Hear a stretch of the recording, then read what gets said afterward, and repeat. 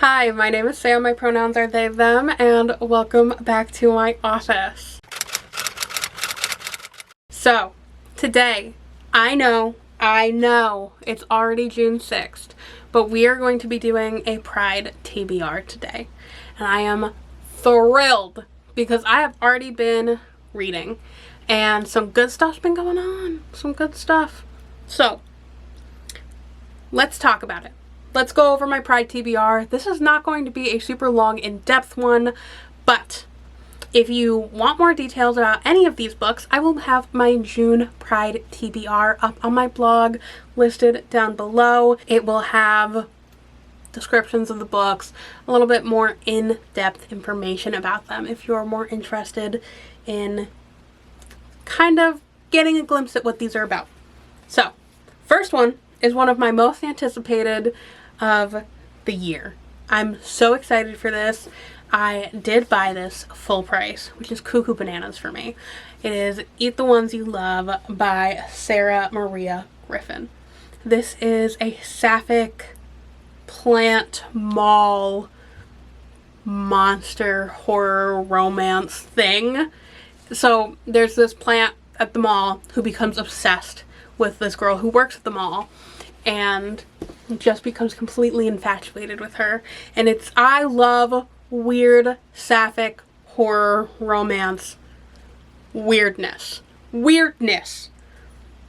Speaking of weird sapphic monster romance weirdness, we have next an audiobook. It is Someone You Can Build a Nest In by John Wiswell.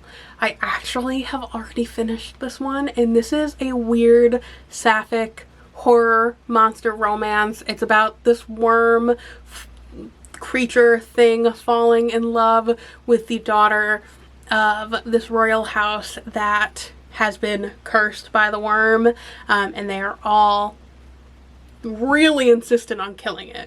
And this was so fun for the fact that you spend a lot of time following Shasheshan, the worm,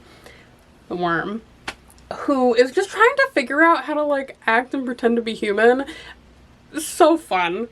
So such a good option if you're into weird sapphic horror romance. I know that's a very, very specific vibe and not a lot of people are into that, but I'm into it. Next, we have another most anticipated release of this year. We have They Bloom at Night by Trang Than Tran.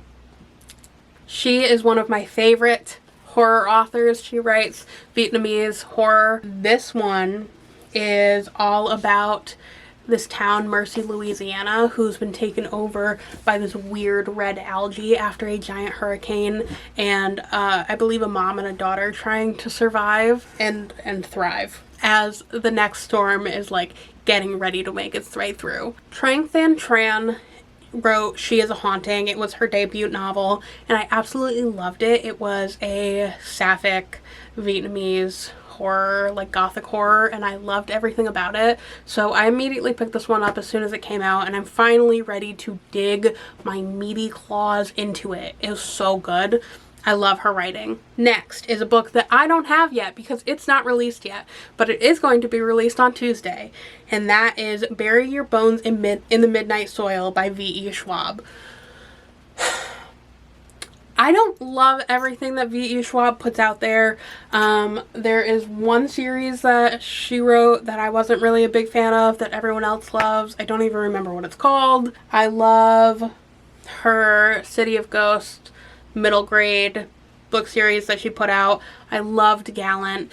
I loved This Savage Song, and I died inside over The Invisible Life of Addie LaRue, and I'm pretty sure Bury Your Bones in the Midnight Soil is supposed to kind of be similar vibes of The Invisible Life of Addie LaRue, so I'm expecting big things for this book. This description is so short that I'm just going to read it to you. From the best-selling author of The Invisible Life of Addie LaRue comes a spellbinding queer love story following the desires and dreams of a trio of enigmatic young women. Santo Domingo de la Calzada 1532, London 1837, Boston 2019. Three young women, their bodies planted in the same soil, their stories tangling like roots. One grows high, one grows deep, and one grows wild, and all of them grow teeth. Ugh! Can't wait to go and pick this up on Tuesday. It's going to be amazing. Next, I have an audiobook. A book that I did not think that I was going to pick up, but I feel like after reading the comparison of Frankenstein and Mexican Gothic, I have to. And it is A Botanical Daughter by Noah Medlock. So, Frankenstein and Mexican Gothic are two of like my favorites. So do I really know all that much about this book? No. The cover is stunning. It's gay. And I'm pretty sure it's Victorian. Yes, it is Victorian. I don't know. Why not? Let's just see what happens. I have it out as an audiobook, so let's see what happens from there. Next, we have an ebook that I've already started. I'm already halfway through it, and it is 50 Feet Down by Sophie Tannen. I have been following this author before she actually published this book, and I've really wanted to get into it. It is a sapphic murder mystery. It's set in a small Vermont town, and you know, it's just interesting. I'm just entranced by it. It has a lot to do with like marble and quarries and statues. So I've been meaning to pick it up since it came out. It's been like over a year that I've been following this author, and the Queer Liberation Library actually grabbed a copy of this, so I decided to grab it from there. Interested, enjoying it. We'll talk about it some more. Next, I have one that I actually have a copy of, and it is Don't Let the Forest In by C.G. Drews. This is a like gothic dark academia cottagecore vibe, and you know, it kind of makes me think about Andrew Joseph White a little bit. I don't know if that's accurate. That might not be accurate, but really into the forest horror kind of vibes. So, interested, we're gonna go with it. Next is one, it's an anthology that I've been picking away at, and it's not all queer, but some of it is. So it is Other Terrors, and it was edited by Raina Mason and Vince A. Laguno. So this is a diverse horror anthology. It's got people like Tananarive Due, Stephen Graham Jones, people like that in it. So I've just been picking away at it. It's not all specifically queer, but a lot of it is queer. So if you are someone who's into like Tananarive Due and Stephen Graham Jones, and I think you'll like this anthology, honestly. There's also Alma Katsu, Haley Piper. Haley Piper's story was good. Bunch of other people. Tons of other people. So, next one is a palate cleanser for me. Can't Spell Treason Without Tea by Rebecca Thorne. Cozy, sapphic, forbidden romance. In a tea shop, in a bookstore. I've been meaning to read this for what feels like forever. Finally gonna get to it. It's a nice palate cleanser for me. I need a palate cleanser. Definitely. Next, another ebook. You're Not Supposed to Die Tonight by Kaylin Barron. Kaylin Barron is unintentionally someone that I've been meaning to read for absolute years, and I never have. And I feel like that's wrong of me. And this is like camp, thriller, horror vibes, and I just need it. I just need it. My hold finally came in. I've been on hold for this book for what feels like months. And my hold finally came in, so I'm taking that as a sign to pick it up and go for it. Now I have two more, okay? This next one is another palette cleanser from an author that I've been meaning to read for literal years. I've had this book on my shelf for literal years and I still haven't picked it up, but I feel like now is going to be a great time to have this palette cleanser with all of the horror that I'm reading this month. It is The Meet Cute Diary by Emery Lee.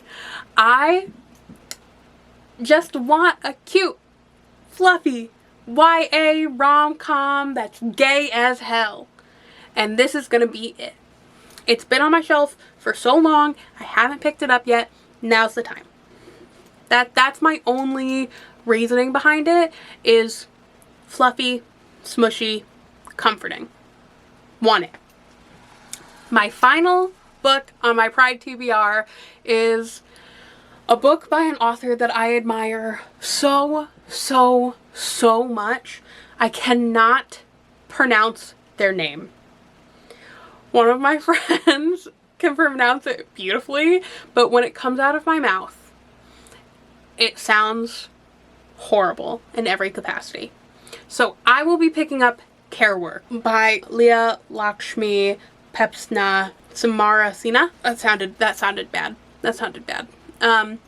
But so I read last year The Future is Disabled by them, and it is a life-changing book. So I will be picking up Care Work, which is, I believe, about being, I believe most of their books are about being disabled in community and the importance of disability in community. And that'll be my nonfiction book for the month, and I'm really excited to pick it up because The Future is Disabled was a life-changing read for me, so I'm kind of expecting Care Work to be just as impactful.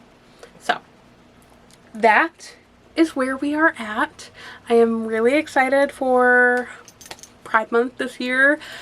You know, I feel like I need it. I feel like I really need it, and I've got some awesome stuff on my TBR. I'm really embracing horror, which, when am I not embracing horror these days? I feel like horror has turned into my main genre. So with that, I hope that everyone is having a fantastic day. Let me know what is on your Pride TBR.